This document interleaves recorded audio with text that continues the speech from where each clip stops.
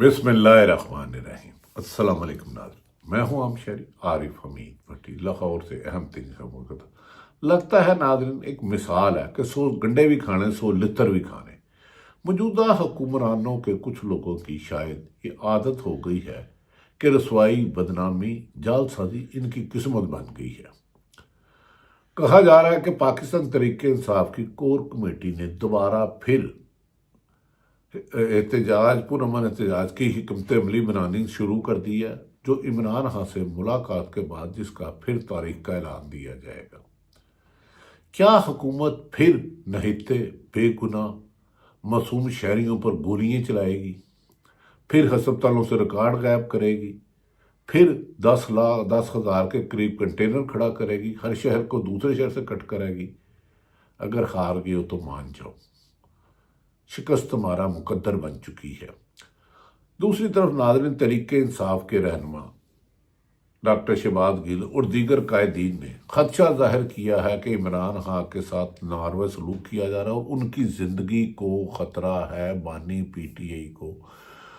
बानी को उनकी ज़िंदगी को ख़तरा है, उन्हें मारा जा सकता है और इमरान खान इसका आप भी इजहार कर चुके हैं। इसी वजह से इमरान खान से मुलाकात करने पर पाबंदी लगाई हुई है।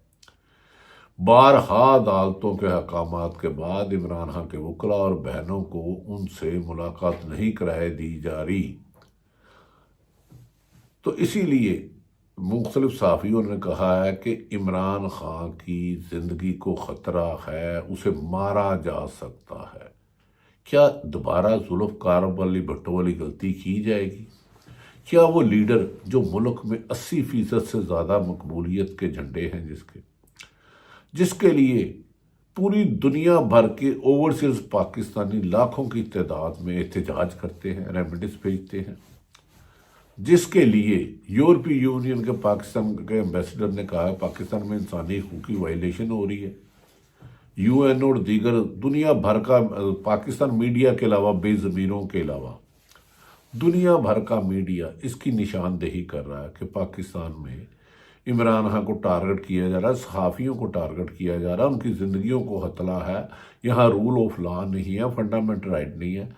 लगता है इतनी लंबी चार्जशीट के बाद ना सिर्फ मौजूदा मुस्लिम लीग, नून पीपल्स पार्टी और MQM की हुकूमत से छुटकारा होगा, बल्कि इन्हें जेलों में जाना पड़ेगा। आइन और कानून के मुताबिक इंतकामी कार्रवाई नहीं होनी चाहिए।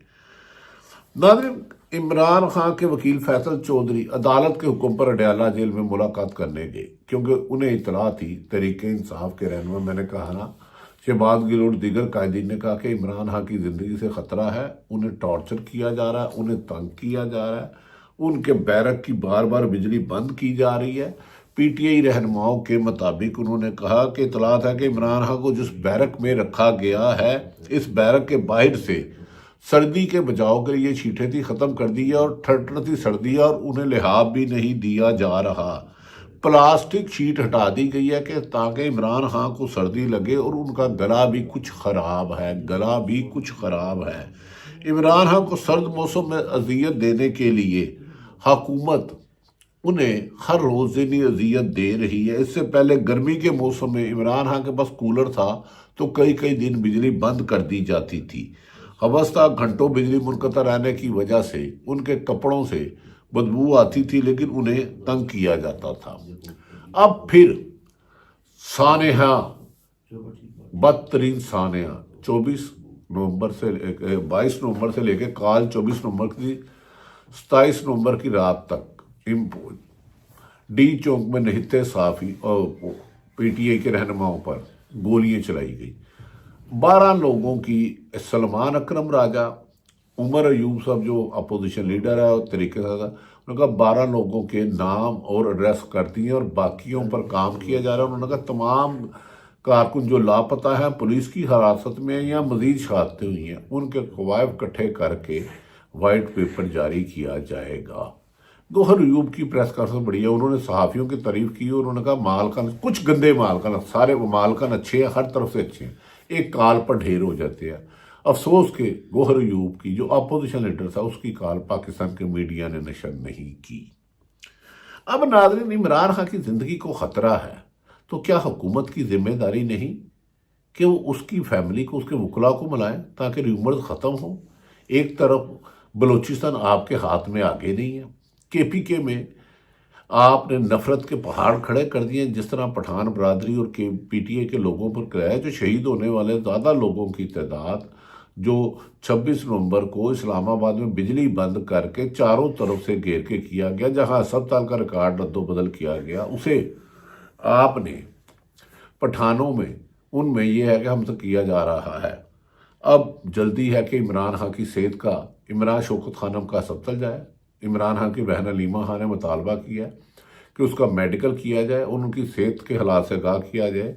کچھ لوگ یہ کہہ رہے ہیں کہ حکومت پر دباؤ ہے کہ عمران خان کو رہا کرے، اگر خدا نہ خواستہ ایسے میں ان کی زندگی کو نقصان پہنچتا ہے تو پاکستان میں ایسی آگ لگے گی، ایسا احتجاج ہوگا جسے روکنا موجودہ حکمرانوں کی بس کی بات نہیں ہے۔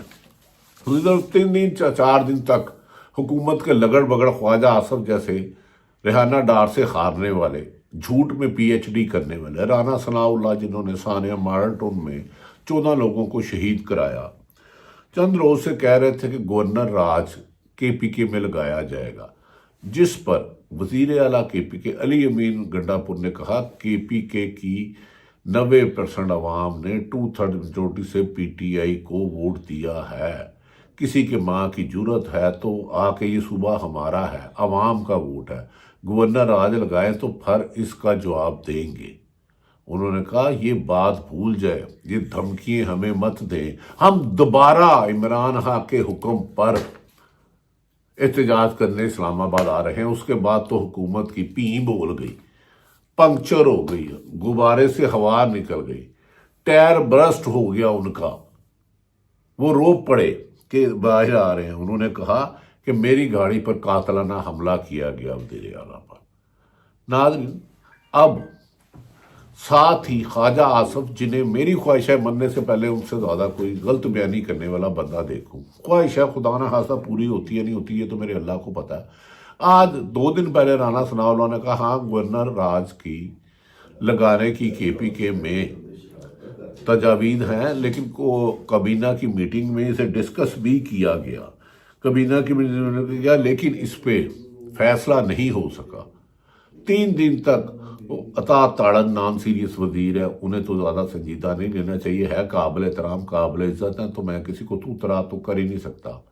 وہ کہتے تھے گولی چلی نہیں، جوتیاں چھوڑ کے بھاگ گئے۔ عمر ایوب کی گرمن سنیں، جو امریکہ نے اسلحہ دیا دہشت گرد، اس سے فائرنگ کرائی۔ اگر عمر ایوب کی وہ خبر سچی ہے تو کون گولیوں کو آگے رکھے گا؟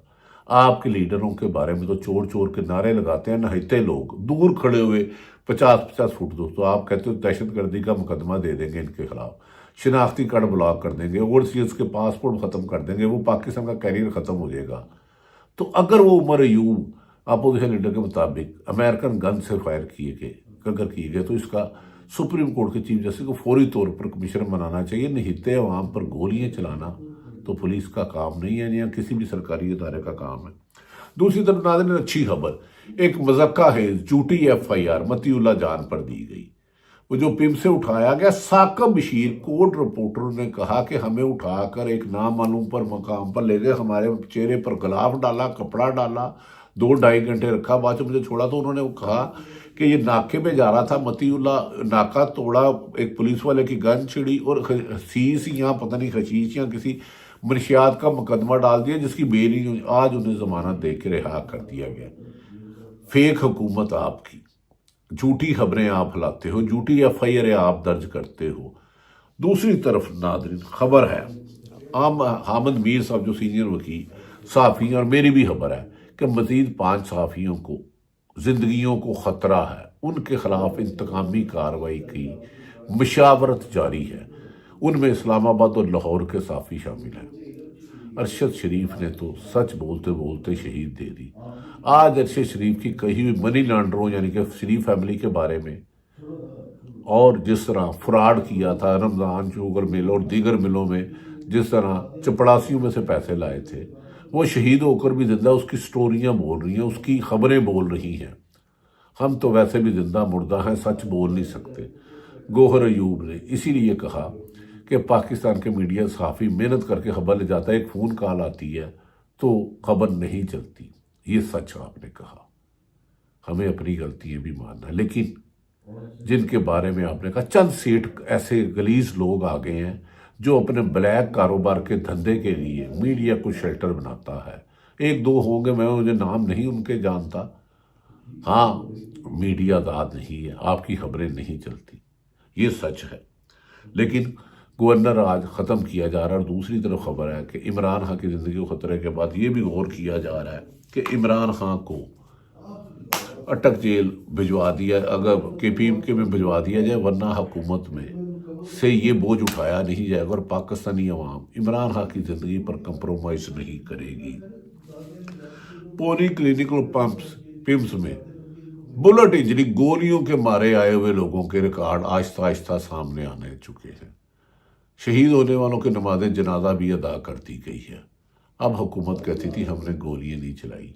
وہ حکومت عوامی حکومت نہیں ہو سکتی جو پرامن نہتے شہریوں کو گھیر کر اندھیرے میں اندھے واہ گولیاں چلائیں. کتنے شہید ہوئے، کتنے نہیں ہوئے، کتنے بلٹ انجر ہوئے، کوئی ریکارڈ کو کرے. یہ ان جعل سازوں سے جان چھڑانی ہوگی. بانی پیٹی عمران خان کی صحت کو تو خطرہ ہے، لیکن ہماری اطلاع ہے کہ وہ بہت جلد 24 نومبر کی احتجاج کی کال تھی، اس پر جو حکومت نے مظالم کیے ہیں اہم ترین بیان دیں گے. اسی خوف سے ان کی ملاقات نہیں ہونے جا رہی. ملاقات تو ایک دن ہوگی. کون سے صحافیوں کو مزید گرفتار کیا جائے گا؟ حامد میر صاحب نے بھی خدشے کا اظہار کیا، 3-4 اور صحافیوں نے بھی کیا، اور ہماری ہی خبر ہے تم قتل کرو کہ کرامات کرو. ارشد شریف شہید چلے گیا لیکن آج بھی زندہ ہے. جو صحافی سب کچھ سچ نہیں کہہ سکتے کیونکہ پاکستان میں سیسلن مافیا اور گاڈ فادر جیسے کردار اب بھی جاری ہیں. اللہ تعالیٰ پاکستان کا حامی و ناصر ہو. تحریک انصاف نے پھر دوبارہ پرامن احتجاج کی کال کی مشاورت شروع کر دی ہے. حکومت کتنی دفعہ پورا ملک بند کرے گی، کتنے لوگ کرے گی؟ دوسری طرف چند پولیس افسران جن کے سنگین الزامات پر ان کو سسپینڈ کیا گیا تھا یا بدلا گیا تھا، انہیں اہم تعیناتیوں کے ذریعے عوام کو سیاسی انتقام لینے کے لیے ذمہ داریاں دی جا رہی ہیں. ایسے میں افسران اپنے محکمے کے لیے بھی داغ ہے اور حکومت کے لیے بھی ہے. ہاں، عوام پی ٹی آئی سے بھی ایک بات ہے، احتجاج ضرور کریں لیکن پرامن رہیں. کسی پولیس والے پہ ہاتھ نہیں اٹھانا، کسی درخت کو کسی پتا نہیں توڑنا، اینٹ نہیں لانی. عمران خان کو یقین ہے آج بھی جیل میں کہا، میں اس کی سوچ بتا رہا ہوں کہ یہ حکومت کا خاتمہ بہت جلد ممکن ہے. ٹائم کا تعین اللہ کرے گا. کاؤنٹ ڈاؤن شروع ہو چکا ہے. اللہ پاکستان کا حامی و ناصر ہو. پاکستان زندہ باد.